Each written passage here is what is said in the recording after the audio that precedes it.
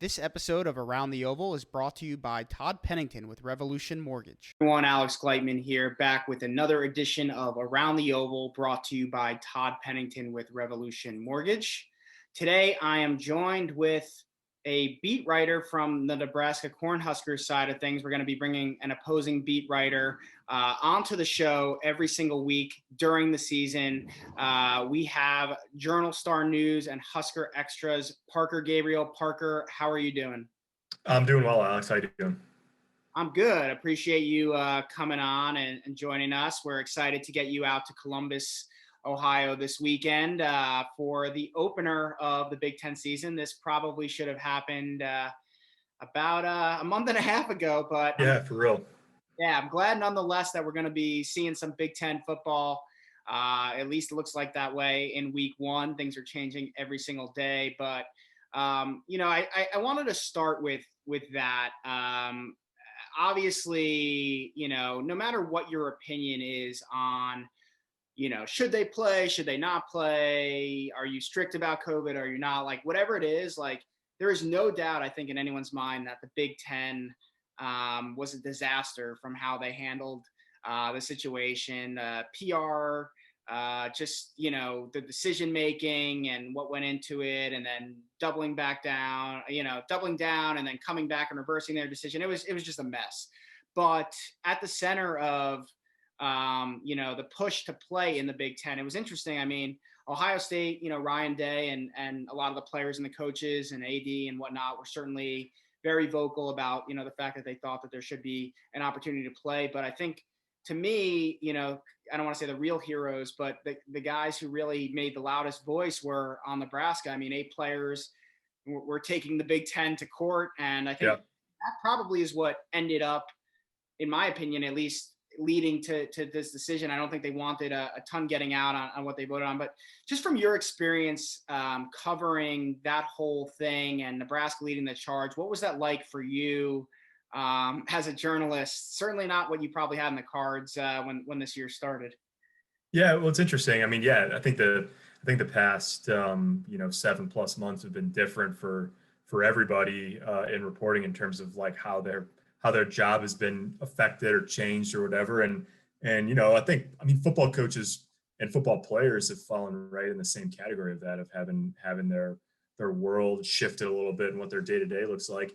It's interesting because, like I'm guessing Ohio State did, Nebraska started preseason camp on schedule in what I would guess like the first week of August, as soon as that schedule was announced, the 10-gamer on August 6th. And so it was kind of like, okay, hop to it, get ready to go. And then really on the 10th, the day before the postponement was announced, Nebraska sort of scrambled together this news conference with Scott Frost, and it was he was really adamant about not about wanting to play and about how there should be the opportunity to play. And at that point, it had been reported that they were talking. There was some rumor that the postponement was coming or whatever, but it hadn't even happened yet.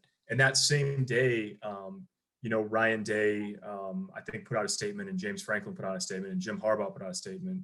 And that was the thing that was kind of like, oh, not only was it like, holy cow, the postponement is actually going to happen, but it also, I think, sort of set the stage for the people that were going to be on that side of it, of like arguing and making the case for playing down the way. So there's a lot of twists and turns from the lawsuit with the players to the behind the scenes work and the doctors at Nebraska Medical Center were sort of like at the forefront of that to the beginning, and then it shifted as it went along to Ohio State's doctors and all of that. And so definitely the players and coaches and medical personnel from Nebraska and Ohio State were right in the thick of it all the way through. Yeah, it was crazy. I'm happy we actually get to talk about football, though. It would have been a really rough year, I think. Forget any affiliation to any teams, just being a fan or covering the Big Ten and having to sit here and watch while these other conferences play. I'm glad we get to talk about Big Ten football. And Scott Frost made some comments this week about, it being a funny coincidence about Ohio State and Nebraska playing. And I don't necessarily think it's too much of a coincidence. I think I do think there was probably something to that, putting these two guys who were leading the charge up against each other in week one. But nonetheless, I mean, they were set to play this year anyway, right? So, right. They are playing. It's week one. Obviously, not ideal probably for Nebraska more so than Ohio State. But let's talk about Nebraska. It's been interesting because I thought when Scott Frost was hired from UCF, I was like, this is a home run hire. This is a guy who's going to come in and he is going to do what he did to UCF, and he is going to make this program at least, a constant Big Ten West champion, if not champion, top contender. Right. Maybe even, get to the program where they can win a Big Ten. And Nebraska's not the easiest place in the world to recruit. But he's got that, obviously, the legacy at the school, and he's got that energy, and he's got the ties in Florida and all over the country. He's at Oregon, sorry. So he's got ties all over the country. And to me, I think, I don't know how Nebraska fans feel, but I think he's been a little disappointing thus far. I think you've seen improvements, small improvements in some places, but overall, they're not much better off than they were before, really. I mean, certainly Bo Pelini's 8-4 seasons or 9-3 seasons are looking pretty good right now. What is the sentiment around the program heading into this season? Yeah, I think that it definitely is, as you said, that it's taken longer than I think a lot of people thought or hoped for that effort to really take off. It's interesting because in 2018, they started 0-6. And no Nebraska team had ever done that before. Never started 0-6. Just doesn't happen. And but then as the season went along, there was a stretch of maybe like 4 or 5 games where they were averaging 550 yards a game, and they were up around 8 yards a play. And it was like, oh, here it is. Here's the model, right? This is what it's going to look like going forward. And then one of the things that's happened is it's taken a long time for them to recruit and develop in the trenches. And they're not that deep at the skill positions at this point either, but you cannot survive in the Big Ten, and Ohio State fans know this well, if you can't dominate up front. And so I think one of the things that's interesting about 2020 is, Nebraska opens with Ohio State and Wisconsin back to back, and they're going to be big underdogs in both those games. But they've got this veteran offensive line, 106 starts on the roster back this year. And so, there's one thing where you shouldn't have to grade it on a curve. That's a unit that should be among the better in the Big Ten. And so I'll just be really interested to see what they look like offensively this year. It didn't help that Adrian Martinez regressed from being really promising, not blemish-free, obviously, as a freshman, but really promising, didn't play as well most of last year, has played through injury. And so it's kind of in this spot where you don't know what to make of 2020 because it's been so bizarre anyways. They're in this building process. You think that they're sort of maturing. They look more like a Big Ten team on both lines, I think, this year. But overall, I also don't think it's realistic, given where their roster is at this point, to expect that they're going to be a contender this year. They could surprise, no doubt, and the West is relatively open, but it's sort of one of these things where if it doesn't happen, if they don't contend this year, then you're going into year 4, and I don't know that Frost is going to be under any great pressure or anything like that, but I mean, it's going to be year 4, no matter how weird year 3 was. You're talking about 30 plus games under your belt at that point. So it's a very interesting point, I think, in the program's development arc right now. Yeah, definitely. And, I think everyone, you think Scott Frost, you think explosive offense. So let's talk about the offense. Who are the players on this offensive side of the ball that Ohio State fans listening to this or watching this that they need to know about entering this weekend? Who are going to be the guys that, are potentially going to give Ohio State's defense, which does have a lot of inexperience on it, who are going to give them a problem this weekend?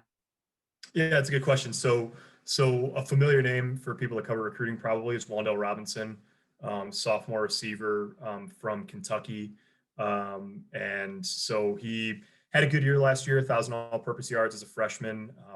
He's sort of like a mini Rondale Moore. He he didn't produce like Wandel did early, like, right away in his career, but 1,000, all-purpose yards, nothing to sneeze at as a true freshman. He's healthy. By all accounts, he had a good offseason. So he's definitely probably the top offensive weapon. Quarterback is interesting because Adrian Martinez has started 21 games, but they really like the redshirt freshman Luke McCaffrey, who obviously, football royalty in the family and all of that. So, whether they try to get Luke McCaffrey involved or how much they try to get him involved, I think you'll see him play in some capacity.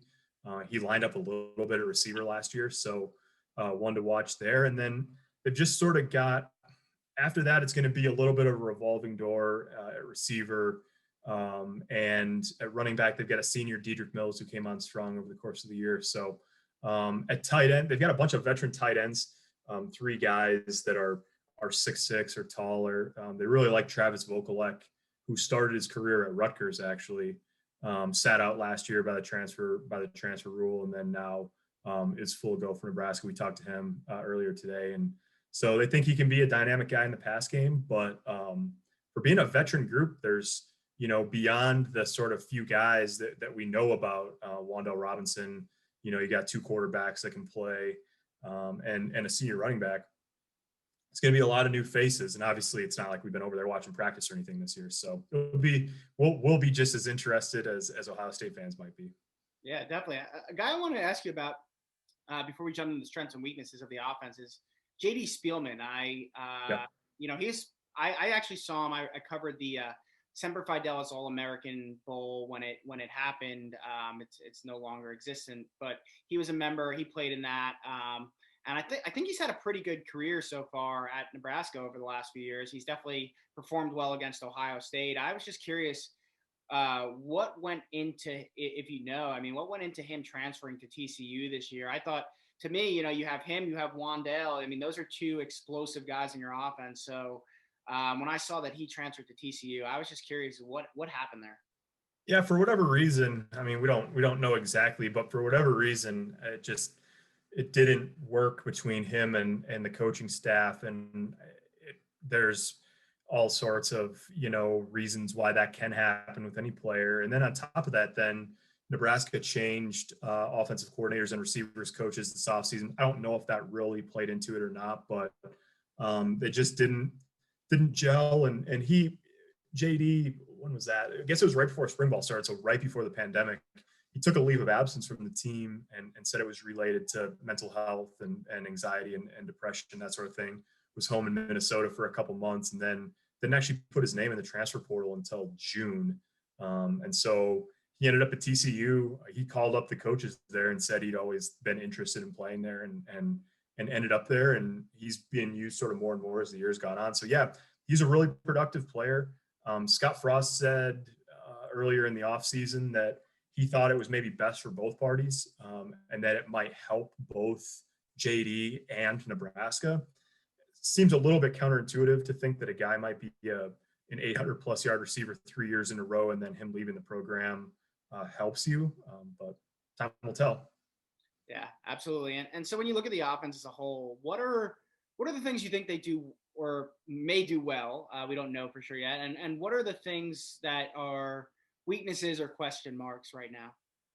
Yeah, so I think the thing that you have to expect that they're going to do well, and that Nebraska has to hang its hat on, is the ability to run the football. And like we talked a little bit about the veteran offensive line, they got better as the year went on last year, and that should be the strength of the offense. They've got maybe not a superstar at running back, but they've got a senior who was productive, especially as the year went on last year in Dedrick Mills. And then they've got the quarterback element in the run game. So Martinez has always been an effective runner. Wasn't maybe quite as explosive last year, although his numbers were still pretty good, 750 yards and 7 touchdowns on the ground. So if they can't run the ball, it's going to be really problematic because they've got some nice options at receiver. They're pretty young. They're not overwhelmingly talented. They certainly don't have the pedigree of a receiving core like Ohio State's. And so if they don't run the ball first and open up the offense that way, I think that they could run into trouble. I mean, the coaches here are saying that there's 3 or 4 walk-on guys that might be in the receiver rotation, at least at the beginning of the year. that's all well and good. Like if you can play, you can play. It doesn't matter if you're on scholarship or not. But to expect that you're going to, roll out some guys who are walk-ons and maybe don't have the same, level of speed or athleticism or whatever, and you're going to hang with a top team in the country. I mean, it just sort of is hard to believe. So they've got a guy who they think can change their offense. Omar Manning, he's a junior college receiver, 6'4", 225, was a top-ranked junior college player in the country. We don't know if he's going to make the trip. He's missed some practice time and all of that over the past couple of weeks. And so I think what you see week one obviously won't be a finished product for Nebraska, but the bottom line is if they can't control the line of scrimmage and run the ball, they're going to be in a hard way. Yeah, for sure. And then flipping over to the defensive side of the ball, who are a couple players that Ohio State fans should know about when the Buckeyes take the field on offense? Yeah, so I think Nebraska's strength is probably in its secondary. They're a veteran group in the secondary. They've got a safety named Deontay Williams who missed all but the first quarter of the first game last year with a shoulder injury that knocked him out. And he's a guy that they think is an NFL player. He can really run. He's physical, loves to hit. And so he's a guy who makes their secondary a little bit different than it was last year. They've got a bunch of guys back there that have played a ton of football. And so they're going to have to sort of hang their head on that. I think we haven't seen Deontay Williams in a full-time role at Nebraska. He was a part-time guy in 2018 after he transferred from a junior college. And then, like I said, was hurt all of last year. So they think he can be one of their best players on defense. We haven't seen that yet just because he hasn't been on the field. They like what they have at inside linebacker in a couple of seniors, Colin Miller and Will Honus. And then they've got some young guys. I think the name of the game really for Nebraska on defense is how quickly can some of their young guys catch on. They've got a young defensive lineman, redshirt freshman named Ty Robinson, who will probably play a lot, who's a guy to keep an eye on, big number 99. And he was a high 4-star guy, top 100 type recruit out of Arizona.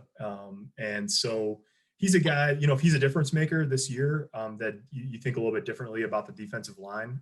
But he's a redshirt freshman. So if the learning curve is still present, they might struggle a little bit in the front seven.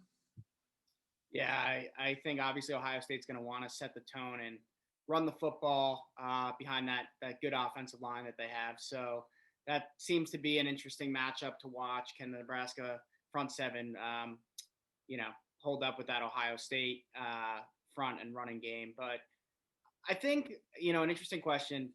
2 years ago, it's interesting. I mean, Ohio State was a mess in 2018, especially on defense, but they actually struggled against Nebraska on offense a little bit that year and pulled out one at home 36-31 in a game that I think Nebraska probably should have won, to be quite honest. But, Yep.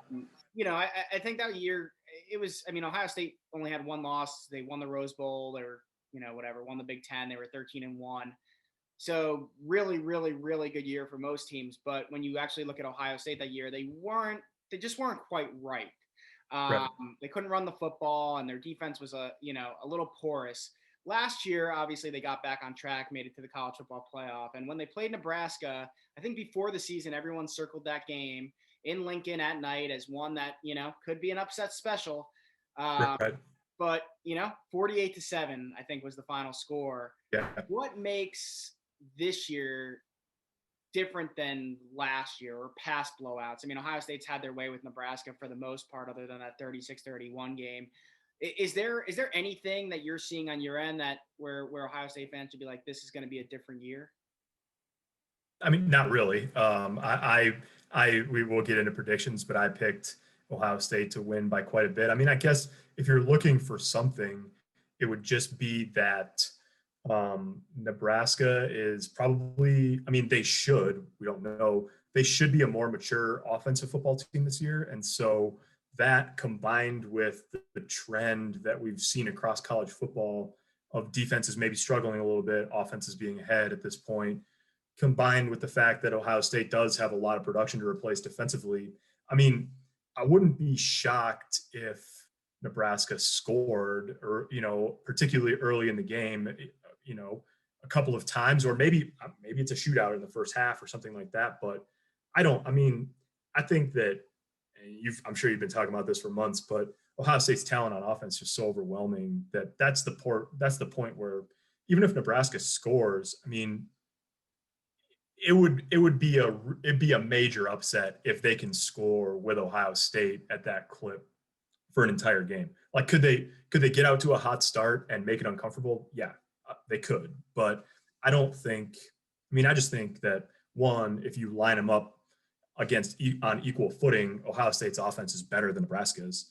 And we'll see about the defenses, but Nebraska's got a lot of new pieces and shuffled pieces on defense too. So to me, it's as simple as looking at the two teams and saying that this team might be good on offense. This team's special on offense. Yeah, I agree. I think Nebraska is going to score some points this weekend. I think Ohio State has experience or inexperience in the secondary. I think they lost a bunch on the defensive line, and I think Nebraska is going to be able to move the ball on them, especially early. I think that I could see them scoring somewhere between 24, 30 points, somewhere in that range. But to your point, I think it's going to be tough to keep Ohio State's offense, under 40, let alone maybe under 50. It will be interesting to see. With that said, I guess in your opinion, what does Nebraska need to do to win this game, and what does Ohio State need to do to win this game? Yeah, for Nebraska, you have to start fast. I mean, you have to put a team that hasn't played in 9 months or whatever on its heels, and you got to force turnovers. I mean, that you mentioned that game in Columbus a couple of years ago that was close. Dwayne Haskins, I mean, I watched him play quite a bit that year, and he was unbelievable. But there was something off kilter that day. They caught him on a day where he didn't play his best, and then they got to him. They hit him a few times. There was a strip sack where they forced a fumble on a drive where it looked like Ohio State was going to go down and score. I mean, you got to have at least one instance like that. But so that's it. I mean, you got to be really efficient. There's no use in 3 points doesn't do you much good. You got to convert in the red zone. You got to force turnovers. You got to get off to a fast start. Sort of all the hallmarks of what you would think the ingredients for a big upset would be in most situations. For Ohio State, I mean, just if the defense, comes out and plays fast and gets off to a good start, they're in great shape because I don't think, even if Nebraska is better on defense, and I think they can be better than they were last year, but I mean, that offensive line and the way that Justin Fields stresses you in terms of throwing and running, I'd be shocked if Ohio State didn't score a lot of points. Sure. And, I know you touched on this a little bit, but let's go predictions. Let's talk. How do you think the game's going to go? And then what's your final score prediction for this week's game? Yeah, I think that both teams, in part because of the role that they played in trying to get football back this year, even in an empty stadium, I don't think you'll see a lack of energy. I mean, I think that both sides will come out and it will look like teams that are playing hard. I'm guessing it'll be a little bit sloppy early on. I wouldn't be shocked if Nebraska got off to a quick start, but I think that Ohio State will be in control, if not the whole way, then most of the way. And I think for print this week, I picked it 49-21. So just kind of like what we talked about. I mean, maybe Nebraska put some points on the board, but Ohio State, I think, should win comfortably. And I think based on where the line's been this week, I probably even pick them to cover. Well, I think Ohio State fans are certainly hoping you're right. We will have our predictions on Buckeye Scoop coming to you guys all on Friday. We'll be picking, I believe we'll be picking all the Big Ten games, some of the big-time national games, and then providing a little bit more detail on the Ohio State game every single week on Fridays. So be on the lookout for that. Parker, appreciate you jumping on the show. Everyone could go give him a follow at Husker Extra PG. That's at Husker Extra PG. I'm sure he'll bring some great stuff throughout the rest of this week on the upcoming game this Saturday. Parker, appreciate the time and have a great trip out to Columbus this weekend. Yeah, no doubt. I'm looking forward to it. Thanks, Alex. This episode of Around the Oval was brought to you by Todd Pennington with Renovation Mortgage. If you've been thinking about refinancing or buying a house, check out our sponsor, Todd Pennington with Renovation Mortgage. They offer low rates for refinancing and home purchase loans, including first-time home buyer programs, down payment assistance, and cash-out home equity loans. Check out revolutionmortgage.com/tpennington.